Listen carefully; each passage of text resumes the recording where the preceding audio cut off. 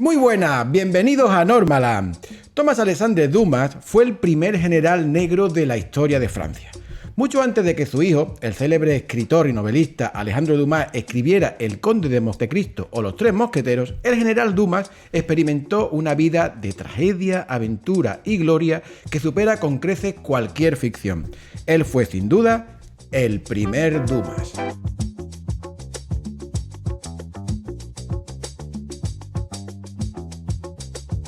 Bienvenidos a Normaland, el podcast de la redacción de Norma Editorial. El guionista Salva Rubio y el dibujante Rubén del Rincón recrean meticulosamente la biografía gráfica de una de las figuras más emblemáticas y desconocidas de la historia de Francia. Y aquí están para defender su trabajo y presumir de él. ¿Qué tal? ¿Cómo estáis? Muy bien. Muy bien, muy contentos de estar yo de nuevo en Normaland. La verdad que es un placer teneros. Y se suma a la mesa el editor de este cómic, Álvaro Nofuente, responsable de la línea de cómic europeo en esta casa, en Norma Editorial. ¿Cómo estás, amigo? Estupendamente, muy contento de estar aquí hablando de esta maravilla de cómic. Y Uriol Figuera no está ahora, pero vendrá luego. Está preparando algo nuevo, muy chulo, muy potente, que seguro os gustará. Comenzamos hablando del primer Dumas y lo hacemos pidiéndole al editor, que siempre lo hacemos cuando es posible, cuando están por aquí, que nos lo presente. ¿Qué nos podrías contar sobre este cómic, Álvaro? Pues José, como tú muy bien explicabas, este cómic nos narra la historia de Thomas Alexandre Dumas, el padre de autor de obras como El Conde de Montecristo, Los Tres Mosqueteros, y que pasó de hijo de una esclava en las colonias caribeñas francesas a ser el primer general negro de la historia de Francia a las órdenes de Napoleón. Una vida de película, o bueno, de cómic en este caso, o de ambas cosas, ya hablaremos de eso luego, a la que Salva y Rubén saben exprimirle todo el dramatismo y la épica en un tebeo espectacular. Salva, Rubén, ¿de dónde surgió la idea de crear un cómic biográfico sobre un personaje histórico tan desconocido como es el Thomas Alexandre Dumas? Y sobre todo me interesa también cómo surgió también la posibilidad de colaborar juntos. Bueno, empezaré por el final. ¿De acuerdo? En realidad, la idea de colaborar juntos siempre ha estado allí porque Salva y yo nos hicimos amigos antes que colaboradores. Entonces, bueno, a través de los años llegamos a colaborar en un cómic que hicimos para Francia, que era un personaje de Pérez Reverte, que se llamaba Max los años 20. Entonces, la experiencia fue buena. Quedó ahí. Entonces yo tenía en mente hacer un cómic sobre la vida de Alejandro Dumas, en este caso del padre del escritor, para precisar, por si hay algún radio oyente que llega ahora. Y lo que pasa es que yo no tenía tampoco una idea clara de cómo, ni cuándo, ni nada de eso. Y con Salva ya hacía un tiempo que después de Max teníamos pensado pues colaborar y hacer algo más. Entonces, en algún momento dado, como Salva es muy perspicaz, ya estaba pensando, le voy a sorprender, le voy a proponer un personaje que le va a gustar. Entonces me había propuesto hacer algunas cosas que no llegamos a... Pues yo no acababa de verlo, y me propuso hacer un cómic sobre Alejandro Dumas, el escritor. Y claro, ahí me quedé yo, ostras, ¿no? Pero está la vida de su padre. Entonces decidí contarle a Salva qué le parecería si en vez de ese hiciéramos este personaje que llevaba yo tiempo ahí en la cabeza y sin saber muy bien cómo abordar. Entonces Salva enseguida pues reaccionó como, ostras, pues a ver, potente. Este personaje. Sí, bueno, al principio creo que no me quería mucho, era como, espérate, lo voy a comprobar. Porque no puede ser que tenga esos detalles, no, pues aún vino con más detalles. Creo que es una reacción común que van a tener muchos lectores, estar por la página 20-30 y decir, todo esto no puede ser verdad, todo esto es inventado, ¿no? Y esa es la reacción que tuve yo de, si esta historia es tan buena, tan potente y tiene tantísimas escenas, hechos, de todo, tan espectaculares, ¿por qué nadie la ha contado antes? Sí, esa es la pregunta que nos hacíamos. Claro. Oye, Salva, tú que te mueves también con tanta destreza en los guiones que aunan historia y ficción, ¿dónde pones los límites y especialmente dónde lo pusiste en esta historia para saber aunar, como bien lo haces, la realidad histórica de este personaje tan potente y los elementos de ficción que enriquecen sin duda la narrativa y la historia? Es una buena pregunta porque es la base es la primera pregunta que me hago cada vez que voy a escribir un cómic, ¿no? ¿Dónde voy a poner esos límites? Y esos límites vienen dados normalmente por el material que tienes. Yo recuerdo cuando dije Django Mano de Fuego, ahí ocurrió una cosa curiosa que para un historiador, que es que la mayor parte de las fuentes eran orales y venían extremadamente exageradas. Pero es que la cultura manouche exigía eso, es decir, la historia ellos la conciben como algo que se tiene que exagerar a lo largo de los años. Aquí teníamos un caso parecido, es decir, por un lado la figura de Tomás Alexandre Dumas está muy estudiada y perfectamente documentada, bueno, tengo un material ahí interesante, pero la figura del personaje en sí la creé a partir de los recuerdos de su hijo en su libro Mis Memorias. ¿Por qué? Porque es una historia hecha desde la admiración de un hijo que apenas pudo pasar tiempo con su padre y que le veía como un gigante mítico. Y ese fue digamos, el enfoque, ¿no? Es decir, basarme todo lo posible en la historia para el desarrollo de la narrativa, pero a la vez tener un personaje épico para que esa narrativa aumentara de intensidad. Oye, Rubén, en el apartado artístico, tratándose de un cómic histórico, ¿dónde colocas el límite de exigencia a la hora de caracterizar? ¿Quisiste representar tal cual y te documentaste para todos los escenarios, pues tanto militares como sociales como aristocráticos que existen, o también te permitiste ciertas licencias? Pues en general, para algo así, las licencias las justas. Porque ya digamos que la realidad sugiere la suficiente riqueza como para no dejar escapar pues looks, trajes, etcétera. Incluso quizá la más grande sea la que a la hora de enfocar el personaje o la caracterización del personaje de Dumas. Porque había algunas imágenes, pero las imágenes me daban la sensación de que estaban pasadas por una pátina ya. Estaba como los rasgos que le ponían siempre eran como de hombre más, como si fuera un hombre blanco, ¿no? Como si hubieran escondido un poco lo que era de verdad, ¿no? En los retratos, salvo en alguna pintura en la que sí se ve claramente. Entonces yo he intentado, pues, en lugar de basarme fielmente en esto, sin intentar darle pues una aura un poco diferente y más carismática y bueno, esa es igual la única licencia que me he podido tomar. El resto, además que con Salva, que es historiador y es muy riguroso con no te lo iba a permitir a la documentación, a veces hemos tenido discusiones de pues esto sí, esto no, fíjate que existe uniforme, o sea que al final te acabas enrodando en la madeja de la documentación y pasando horas o momentos de más porque al final te acaba interesando de verdad. Claro. Entonces, cuanto más te interesa, menos quieres pervertirlo y más quieres ser fiel porque descubres cosas interesantísimas de esa época que la gente no sabíamos, ¿no? Claro, entonces podemos afirmar, sin miedo a equivocarnos, que este cómic puede formar parte de cualquier base bibliográfica de alguien que quiera documentarse sobre aquella época y el personaje en cuestión. Como se suele decir, me alegra que me hagas esa pregunta, porque mi tesis doctoral iba de eso precisamente, es decir, mi tesis va sobre Degas, La danza de la soledad, que también publicó Norma, y de cómo yo escribo los cómics de manera que puedan ser libros de historia, es decir, cumplen unos requisitos historiográficos que, bueno, habrá historiadores que nunca quieran ver un cómic como una fuente, y habrá otros que digan, si esto utiliza fuentes válidas, lo único que está contado de forma gráfica, ¿por qué no va a ser también esto un libro de historia? Ya que es un buen tema interesante. Este cómic tiene muchísimos argumentos que convencen para ser leído, es un cómic que merece muchísimo la pena y uno de ellos, Álvaro, es que recientemente, al menos yo lo he conocido recientemente, probablemente haya quien lo sepa desde muchas veces, he sabido que en Francia se va a rodar una película basada no solo en la figura del general Dumas, sino en este cómic sobre la figura del general Dumas. ¿Qué podrías contarnos más sobre eso? Exactamente, así es, José. En estos momentos se está rodando una superproducción a cargo ni más ni menos que de Lag Lee, el director de Los Miserables, con actores tan importantes como Marcy o Vincent Cassel. Y bueno, es una adaptación por todo lo alto, una superproducción que se presentará, si no me equivoco, en el Festival de Cannes el año que viene. Y bueno, quizá los autores del libro nos puedan contar un poco más sobre este tema. Pues no sé si podemos añadir muchas más cosas, porque de las últimas noticias que tenemos llegan un poco hasta ahí. Bueno, falta añadir a otro actor más que cuando salió, bueno, cuando nos hicieron el anuncio a Salva y a mí, ya nos contaron que iba a hacer el rol de Napoleón.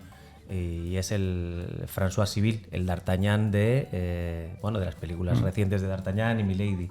O sea, el elenco es muy potente. Y está en rodaje ahora la peli, ¿no? ¿Es así esto? Se roda el año que viene. Se rueda el año que viene. Yo creo que están ahora escribiendo todavía el guión o Vale. producción. Vale, entonces lo de Cannes no... No, pero se puede presentar como película para inversores o para vale. distribución. O es Cannes decir, será para el 2027 en todo caso. Vale. En Cannes 2027. es como que tienen la prefinanciación o vamos a buscar dinero privado y tal. Luego ya, oye, que ya la peli está medio hecha, pero necesitamos distribuidores y hacen pases privados de lo que tengan y tal. Y luego ya hay un estreno. Siguiendo un poco lo que decías, hay una duda que es que hoy se nos ha planteado y no sabemos muy bien si es quizá el primer cómic de la historia del cómic en España que va a servir para adaptarse en Francia. No estamos seguros, pero hoy pensándolo decíamos es que es posible que sea el primer cómic de la historia de España que se haga con una película francesa.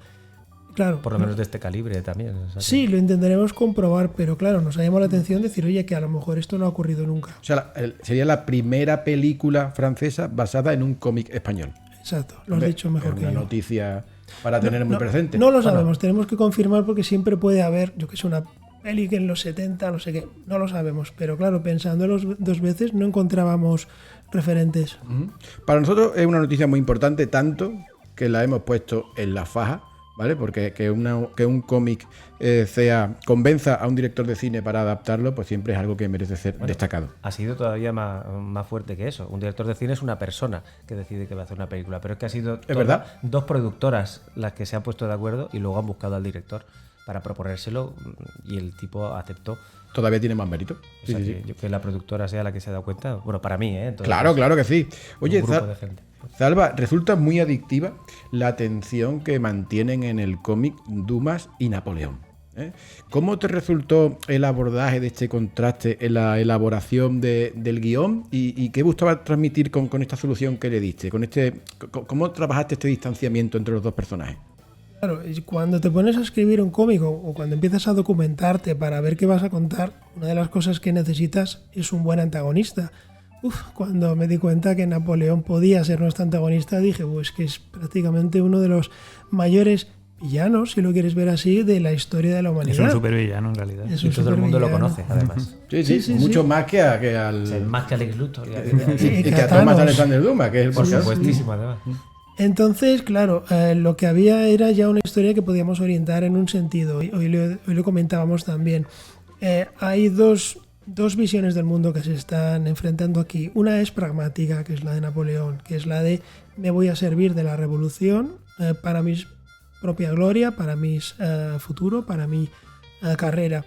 Y la otra es la de Dumas, que es una persona que tenía tanto talento o quizá más que Napoleón para el tema, vamos a decir, estratégico, eso que llamamos genio militar, pero cuando Napoleón se dio cuenta que le podía hacer sombra, le sacó de su camino. Es decir, es una figura asesinada históricamente, quizás realmente, por Napoleón, eso lo planteamos en el cómic, pero también sobre todo es una figura que siempre fue muy fiel a sus principios y a los principios revolucionarios, mientras que Napoleón los traicionó, con lo cual la figura de Napoleón está un poco ahí en entredicho. Oye, Rubén, en el cómic existe una evidente evolución visual a medida que avanza la trama, ¿no? Gana como más enérgica a medida que el personaje, que Thomas Alexander Dumas, que el protagonista, crece y madura. ¿Cómo resultó llevar a cabo este proceso, este progreso en la caracterización del personaje? Pues en la caracterización del personaje. Bueno, en la caracterización como las fases por las que va pasando y exacto. lo vamos viendo cambiar. Claro, claro. Bueno, esto es una cosa que ya desde el principio Salva la tiene pensada en el guión. O sea, hemos tenido algunas discusiones del tipo que yo he preparado el personaje y me he dicho, no, pero aquí todavía no. Aquí todavía no es un titán, aquí es ya muy alto, pero todavía es muy delgado. Entonces, bueno, ha habido rectificaciones posteriores. El bigote, por ejemplo. ¿El bigote? Tú le querías sí. poner el personaje a mitad de historia, esto no es un spoiler, tiene un bigote. Sí, hay cuadros y demás que se ve que hay bigote. Tiene un buen bigote. Y Rubén estaba como loco por ponérselo porque le gustaba más el diseño del personaje con bigote y yo era como, espérate. Y al final se lo pusimos pues en un momento clave de la historia donde crece, se hace adulto, digamos, y ese bigote pues pasa a ser un símbolo de adultez. Uh-huh. Claro. Sí, o sea que digamos que fue una cosa que desde el principio estaba preparada, pero que además hemos trabajado además con ganas, porque ya ves que ha habido este es un buen momento para que poner el bigote. No, espérate un poco, que ahora va a llegar Moncenís y entonces ahí sí que lo vamos a ver. Vale, pues espera. Los uniformes. Claro. Todo ha sido muy apasionante. Al hilo de los uniformes, el retrato de lo bélico, el dinamismo que aporta una batalla, un enfrentamiento, eso a la hora de retratarlo requiere de una exigencia importante. ¿Eso cómo lo llevaste? Yo lo que intento siempre, ya desde que hice La sombra del águila y como he trabajado con los belgas en el Journal de Spirou, es verdad que eso me ha ayudado mucho para hacer este tipo de cosas, porque ellos, con la historia de la línea clara y las composiciones tan cristalinas que tienen, la narrativa siempre es clarísima. Entonces, esto me ha ayudado, pero igualmente, como ha visto que hay muchas escenas de batalla y bueno, la idea es que se comprendiera la evolución y todo lo que pasaba en la medida de lo posible. Para mí siempre lo más complicado ha sido, como decía antes a un compañero periodista, es que sea legible. Que sea legible y que no te quedes atascado diciendo qué está pasando aquí. Claro, que la narrativa gráfica fluya. Ni qué bonita es esta batalla, sino que sigas leyendo, que la narrativa funcione con los movimientos de las tropas, el que esté arriba, abajo, el que va, el que viene. Esa es la parte difícil, la composición. Álvaro, vamos a profundizar en el arte de Rubén. ¿Qué podrías contarnos de su dibujo en este cómic, en el primer Dumas? Pues es complicado de describir. O sea, si dicen que una imagen vale más que 1000 palabras, creo que en el caso de Rubén esto es especialmente así, porque su estilo es muy personal, es inconfundible. Y para mí es un autor que, aunque maneja con maestría tanto la anatomía como la perspectiva, como la documentación, como ha estado comentando antes, es un cómic rigurosamente documentado, para mí se distingue especialmente por la plasticidad de su dibujo, por su expresividad y por la manera en la que recurre a la caricatura o la deformidad con fines expresivos o incluso narrativos. También me gustaría destacar lo que estabais comentando justo ahora de la narrativa, de la fluidez que hay en la narrativa, incluso en momentos muy confusos de batalla con muchos personajes. La narrativa es totalmente transparente y bueno, para mí es un dibujo eso muy elástico, lleno de fuerza y que se ve reforzado también por el uso del color directo, que es muy elegante y muy preciso. Aquí tengo que decir que también hay veces puntualmente doy clase de cómic y de guión. Yo he dado clase enseñando páginas de Rubén como ejemplo máximo de hasta dónde se puede llevar no solo la narrativa, sino la fluidez de la línea narrativa, es decir, de esta línea invisible que te ayuda a transitar por la página y que para él es una estructura que no se entiende su trabajo sin ella, y yo no conozco a nadie que la haya llevado tan lejos en términos de recursos y de detallismo. ¿Cómo te queda, Rubén? Me quedo patitieso y sonrojado. Pero me ha gustado mucho lo de la línea invisible. O sea, ¿cómo se nota que es guionista? Claro, la lírica del guionista. Todo esto que están contando, imagino que os estará animando a leer el primer Dumas. Nos encantará que si lo hacéis nos pongáis un comentario en este episodio, que nos animará mucho, nos hará mucha ilusión, porque siempre los likes y los comentarios pues dan mucha vidilla. Y a los autores también. Claro que sí. Oye, Salva, yo cuando leí el primer Dumas tuve la impresión de que no solo queríais contar la vida de Thomas Alexander Dumas, sino también plantear dilemas y cuestiones pues, tanto emocionales como sociales, que son atemporales. Veo el tema de la culpa, veo el tema de la familia. ¿Es posible que eso facilite el contacto de un relato histórico con el lector contemporáneo? Sí, creo que aciertas. Lo comentábamos hace un rato con un periodista, que esto puede ser una historia del siglo XVIII, pero no es un cómic del siglo XVIII, es decir, es un cómic sobre hoy en día. Las grandes historias, y no lo digo en plan las que contamos nosotros, lo digo en que esta historia lo contiene por su propia naturaleza, son las que hablan de tu tiempo, no las que son simplemente una cápsula temporal como una peli de romanos que ves porque te gusta esa época, sino es un cómic sobre lo que ocurre hoy en día. Temas como la raza o la inmigración o la identidad o la visibilidad de las personas de color están en este cómic ya. Entonces, si bien hay por un lado lo que tú comentas sobre la culpa, sobre la paternidad, es algo que yo personalmente al escribir he tenido muy muy presente, el tema de la paternidad. Uno siempre saca cosas de la relación con su padre en este tipo de... cuando tienes estas oportunidades, pero también hay una idea de no estábamos contando algo de museo, algo vetusto, estamos hablando de lo que hoy en día todavía se está intentando resolver. Uh-huh. Este cómic, cuando estamos grabando este vídeo podcast, ya está en la calle, ya ha sido publicado y por consiguiente ya hay gente que lo ha podido leer. Uno de ellos es David Fernández de Arriba, que es profesor de la asignatura Historia y Cómic en el Máster de Educación y Cómic de la Universidad de Valencia, y además es responsable del blog Historia y Cómic, que es un blog muy bien documentado, que recomienda cómics especialmente basados en la historia, y le hemos pedido que nos cuente sus impresiones sobre El primer Dumas.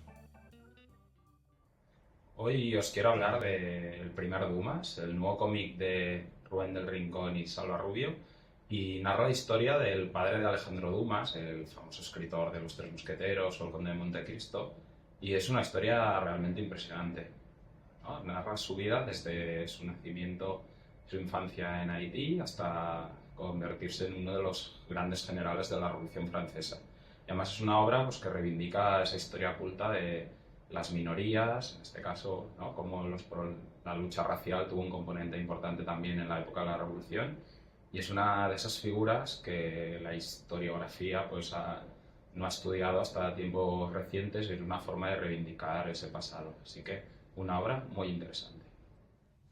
Siempre resulta reconfortante, ¿no?, que alguien que controla de historia y que aparte es un prescriptor del género, pues diga estas cosas sobre tu trabajo, ¿no? Sí, todas las buenas palabras son bien recibidas. Oye, Álvaro, una cosita al respecto de los cómics biográficos. En Norma, y especialmente en tu catálogo de europeo, tenemos ya varias biografías gráficas, muchas de ellas guionizadas por Salva, y resulta interesante contemplar el alto valor educativo que tienen, ¿verdad?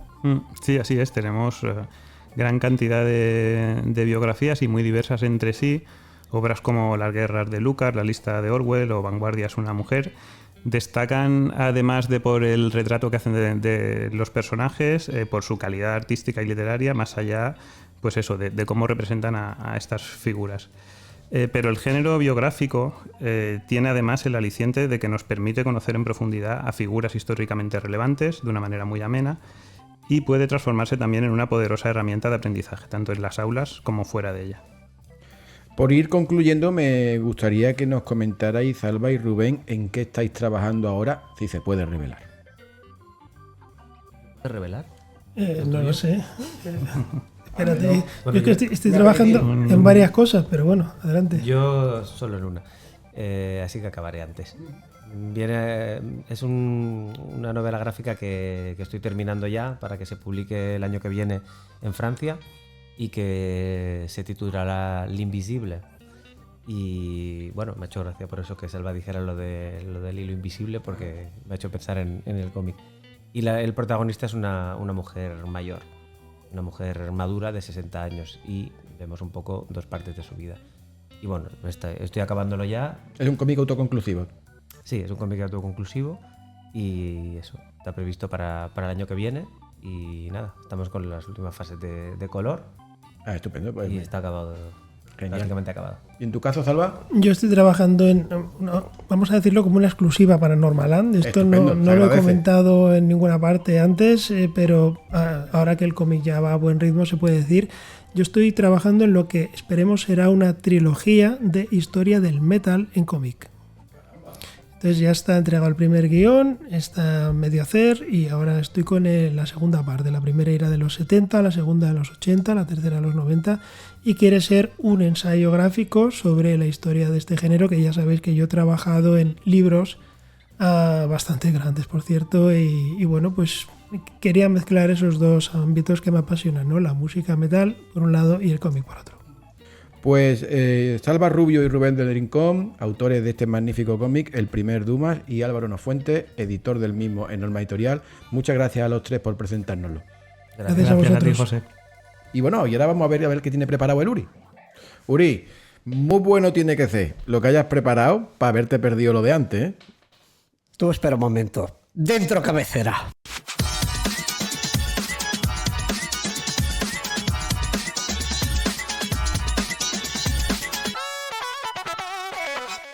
¿Esto del informativo qué es, Guillo? Mira, es una nueva sección que yo creo que va a ser maravilloso. Son nuestros propios informativos del mundo del cómic. O sea, con esto ya nos dan el onda. Yo creo hombre, ¿qué menos? O una creo de San Jordi. Yo ya, no sé, una cosa o la otra, al menos. Merecemos. De aquí al estrellato, seguro. Pues bien, bienvenidos a Innormativos Express, donde daremos, bueno, una actualidad rigurosa, periodística y profesional al máximo nivel, donde hablaremos de cosas vinculadas mínimamente con nuestro catálogo, ¿eh? O sea, y yo hoy ya me he preparado 3 noticias. Vamos a ir haciendo de a poquito porque merece la pena disfrutarlo poco a poco. Y empezamos, ojo, atención, con Stranger Things. Que, bueno, la serie que lleva prácticamente no sé cuántos años, porque los chavales ya... ¿No son chavales ya? Ya no son chavales, algunos ya está, yo creo que ya le queda poco hasta para jubilarse, casi, porque no vean la evolución. De hecho, la protagonista va a ser mamá, ¿no? La protagonista va a ser mamá, que de hecho yo creo que ha sido además como inmediato acabar de rodar y ponerse en faena. Bueno, no sé, no creo que haya grabado embarazada, pero hostia...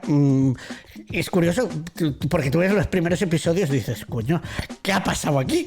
Pues bueno, a lo que iba, que va a salir nueva, la temporada final, la última, la quinta, que ya se acaba, y tengo ganas porque al final yo la he ido siguiendo, al final yo les he cogido cariño porque son los chavales que los he visto crecer, ¿no? Claro. A ver qué les depara la vida, pero lo que más me gusta de esto es que vamos a sacar un cómic de uno más de Stranger Things, que han tenido muy buena acogida. Además, los cómics de Stranger Things molan mucho porque tienen también ese punto de fantasía. Además, el nuevo que sacamos va dedicado a Dungeons and Dragons, que los que seáis un poquito frikis, hardcore aquí, esto os va a gustar mucho. Y lo dibuja un español, Diego Galindo, que es un tío encantador, es más majo que las pesetas, Diego. Es verdad, y merece la pena pues recordarlo. Además que tenéis un catálogo bastante extenso también de novedades de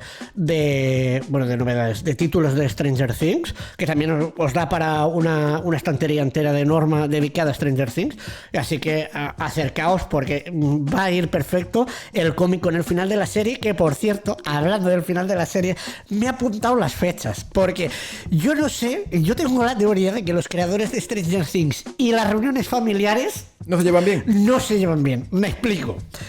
Se ha hecho en 3 partes la última temporada. La primera parte se estrena el 26 de noviembre. Hasta aquí, bien. Pero vamos a las 2 siguientes partes. Porque tela, os habéis cubierto de gloria. La segunda parte, el 25 de diciembre. ¡Ole, ole! Navidad. O lo ves en... Aquí se abren 2 opciones. O lo ves en familia, fantástico. Después, sobremesa de Navidad. En vez de tener la típica charla de política, dices, vamos a ver el final de la serie. O la otra, tengo la excusa perfecta para no ir a la reunión familiar, que sale mi serie favorita. Aquí ya cada uno que elija. Y luego, el último episodio sale el 31 de diciembre. O sea que... Pero el 31 que hay que echar siesta. Sí, no, la verdad que quien lo ha programado no tiene familia. No, claro, yo lo he pensado, ¿eh?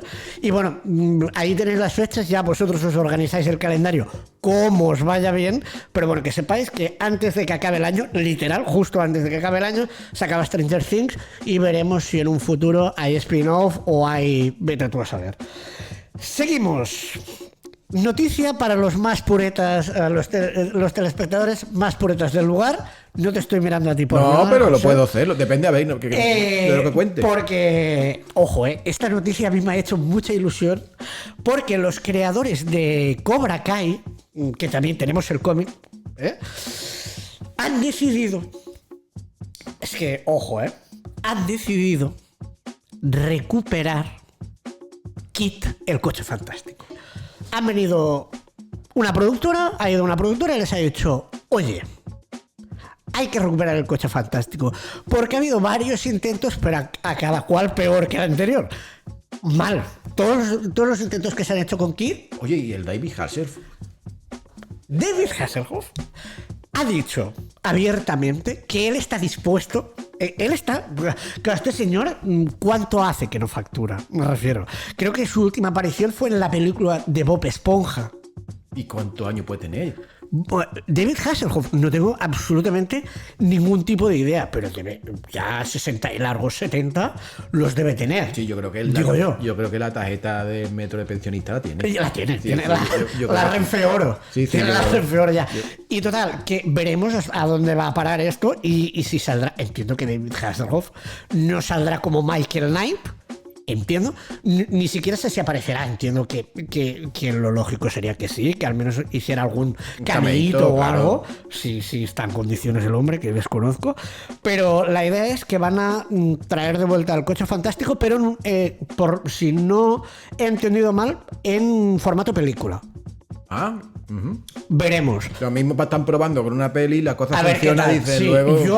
yo soy de esa generación que se crió con la reposición del Coche Fantástico y a mí me encantaba. Y me hace cierta ilusión porque el coche era la hostia. ¿Pero este es el Kid Senior o van a hacer un Kid Junior? ¿Es el hijo del Kid original? Claro, no tengo ni idea porque... Estaría guapo eso, ¿eh? Claro, que hubiera los dos ¿no? kits. Un súper clásico y el otro con un súper deportivo nuevo.